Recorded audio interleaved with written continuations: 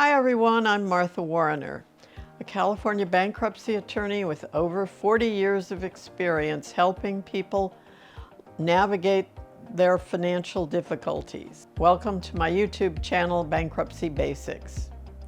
Today I'm going to answer some of the most frequently asked questions I get about bankruptcy. This is installment 1 of our FAQ series. Make sure to check out the links in the description below for installments 2 and 3, where I cover even more of your questions. Let's dive right in. Question number 1, what is Chapter 7? Chapter 7 is what we call a liquidation proceeding. Now don't let the word liquidation scare you. If you qualify for Chapter 7, it liquidates your non-exempt asset. But here's the important part. Most Chapter 7 debtors don't actually have any non-exempt assets. What Chapter 7 does is wipe out, or as we say legally, discharge, your unsecured debts. Think credit cards, medical bills, personal loans. It's designed to give you that fresh start. Question 2. What is Chapter 13? Chapter 13 is quite different. It's a reorganization plan, typically for people who don't qualify for Chapter 7.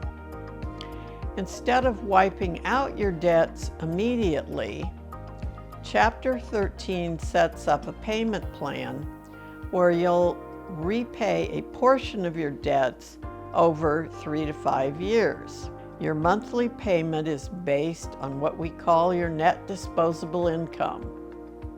Basically, that's what's left after you pay your necessary monthly expenses. However, that payment might be higher if you're filing Chapter 13 specifically to protect non-exempt equity that you have in an asset such as your home. Question 3. How do I qualify for bankruptcy? For Chapter 7, you need to pass something called the means test. If your annual income for the last 12 months is less than your state's median income for a family of your size, you automatically qualify.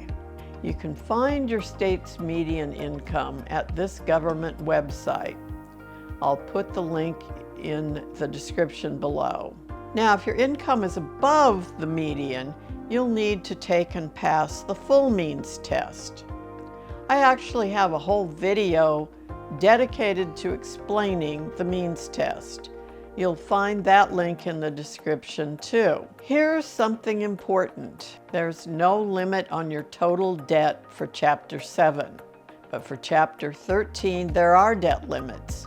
Currently it's $2.11 million, with up to $526,700 in unsecured debt and $1.58 million in secured debt. Question 4. What are the pros and cons of filing bankruptcy? Let's start with the pros. If you're unable to pay your debts, either in full or in part, bankruptcy can eliminate some or all of those debts.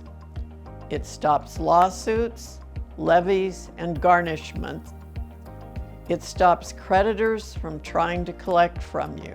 The whole purpose of bankruptcy is to give people a fresh start. And let me be clear about something. The main reason people file bankruptcy are job loss, uninsured medical bills, and lawsuits. Most people filing bankruptcy aren't deadbeats. They're honest people who find themselves in impossible situations through no fault of their own. Okay, there are some negatives to consider.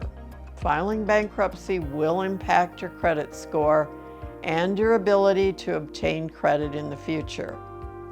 It might affect your ability to rent a new apartment or buy a home, at least initially. And our final question today How long does the bankruptcy process take? The absolute minimum is about 90 days, but it usually takes longer than that. Here's how it works. First, you'll have what's called a 341A examination. That typically happens 30 to 45 days after your bankruptcy is filed.